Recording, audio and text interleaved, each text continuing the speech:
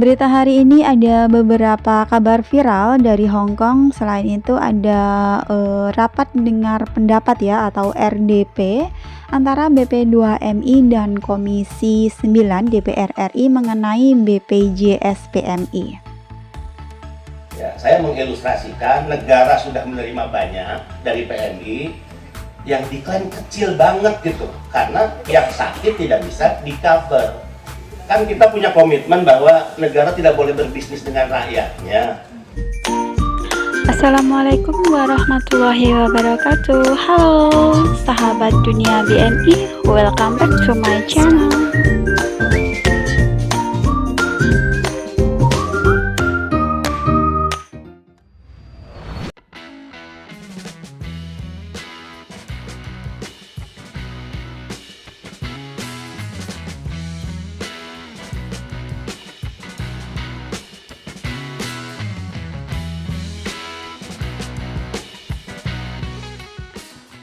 Baik, berita selanjutnya. Hari ini berita dari Hong Kong, seorang majikan di Hong Kong mempolisikan seorang pekerja migran Indonesia yang merupakan PRT-nya karena diketahui PMI tersebut memvideo anak majikan yang berusia 6 tahun yang saat itu sedang mandi.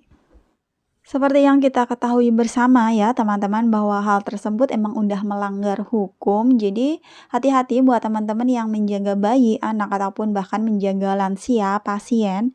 Itu jangan sekali-sekali memvideo yang berbau vulgar karena kalau majikan nggak terima Anda bisa saja dipolisikan. Dilansir dari apakabaronline.com, entah tidak mengetahui aturan atau mengabaikan, faktanya seorang majikan yang tinggal di kawasan Kenneth Road, Sung Kwan O, Hong Kong mendapati putrinya yang berusia 6 tahun terekam video saat sedang mandi di ponsel pengasuhnya yang seorang pekerja migran Indonesia. Mendapati hal tersebut, sang majikan tidak terima dan langsung melaporkan ke polisi. Tadi malam sekira pukul 07.00 11 Desember 2022, petugas polisi pun datang ke rumah majikan tersebut untuk melakukan pemeriksaan TKP. Hasilnya, barang bukti rekaman video ketelanjangan anak majikan di ponsel PMI yang disebut berusia 25 tahun ditemukan. Majikan sangat tidak terima lantaran bagian dari video tersebut menonjolkan organ intim putri mereka. Usai melakukan pemeriksaan awal, PMI tersebut langsung ditahan dan menjalani pemeriksaan. Kasus ini sedang dalam penanganan Kepolisian Distrik Seung Kwan O untuk selanjutnya diproses ke pengadilan. Jadi tolonglah mungkin jajarannya anak buahnya Pak Kepala ini ketika Pak Kepala pengen bikin peraturan, tolong dibimbing dengan baik sehingga regulasi yang dikeluarkan nggak benturan dengan undang-undang begitu loh. Menurut saya ini harus kerja bareng gitu. Mungkin Pak Kepala nggak sempat baca undang-undang atau apa, tapi jajaran di bawahnya kan harus mensupport itu. Itu namanya kerja tim. Terima kasih Pimpinan. Ya, terima kasih. Mungkin saya rasa kita berikan kesempatan ya ke Pak Beni untuk bisa memberikan penjelasan. Ini sudah banyak nih tadi tanggapan dan pendalaman. Kita berikan kesempatan deh ke Pak Kepala BP2MI ya, Pak Beni silakan. Terima kasih pimpinan, Bapak Ibu anggota. Kalau kembali ke pokok bahasan yang diminta oleh Komisi 9, saya ingin menyampaikan bahwa problem kita hari ini adalah problem regulasi satu, ya, di mana catatan kritisnya adalah sebagaimana yang menjadi rekomendasi kami, harus ada revisi terhadap Impres, kemudian juga Permenaker 18/2018. Revisi terhadap Permenaker atas pentingnya ya, penambahan coverage bagi PMI, dan itu sudah dikerjakan oleh Kementerian Ketenagakerjaan, dan tentu kami memberi apresiasi yang setinggi-tingginya. Kenapa BP2MI tadi memberikan gambaran atas apa yang di cover oleh dulu, itu kan belum zaman saya nggak kenal konsorsiumnya. Ya, dulu di cover 13 item misalnya, kemudian sekarang menjadi 10 walaupun tadi agak berbeda. Itu hanya pembanding saja sebetulnya. Bapak Ibu, sebetulnya tune kita ini udah sama. Di mana kita menginginkan jaminan perlindungan ketenagakerjaan itu benar-benar manfaatnya dirasakan oleh PMI. Saya bisa WA-WA tiap hari dengan mereka, Bu. Saya bisa langsung merespon masalah dengan video conference. Kita gunakan call center. Kumpul Taiwan, Hong Kong. Apa problem mereka? Apa yang kemudian itu mendorong BP2MI mengusulkan penambahan coverage ya, melalui Kemnaker, di mana asuransi yang di-cover oleh BPJS TK terkait jika mereka sakit, ini nggak berlaku.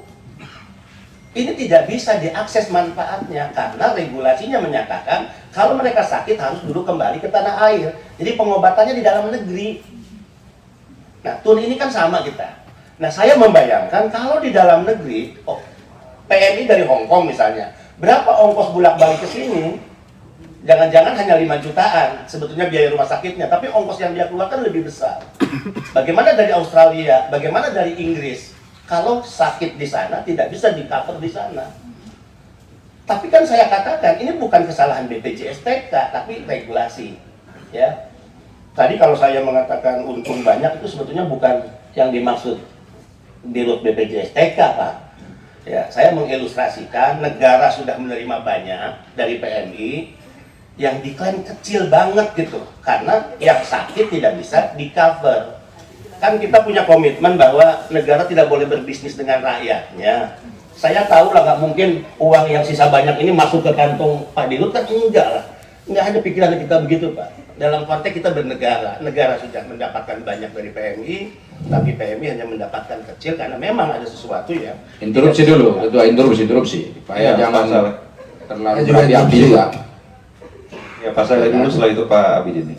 Oke, kan sekarang Pak Beni mengatakan coverage dari BPJS Tenagakerja kurang, atau tidak mumpuni untuk memberikan perlindungan.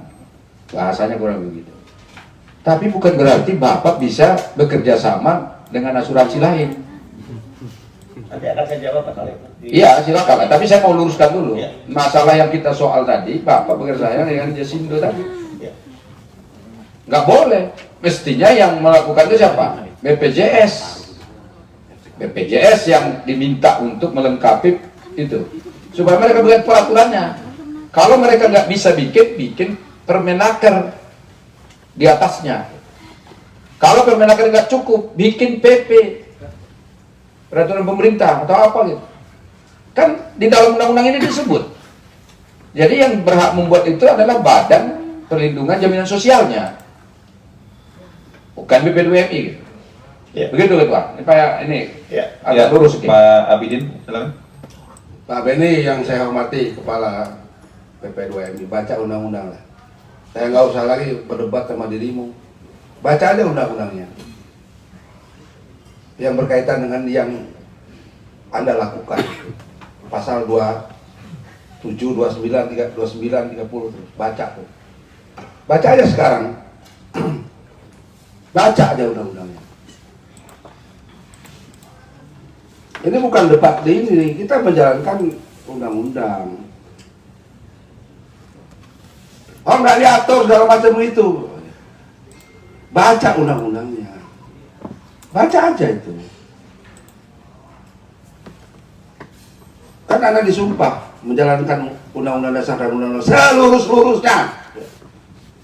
Thanks for watching and see you next video. Wassalamualaikum warahmatullahi wabarakatuh.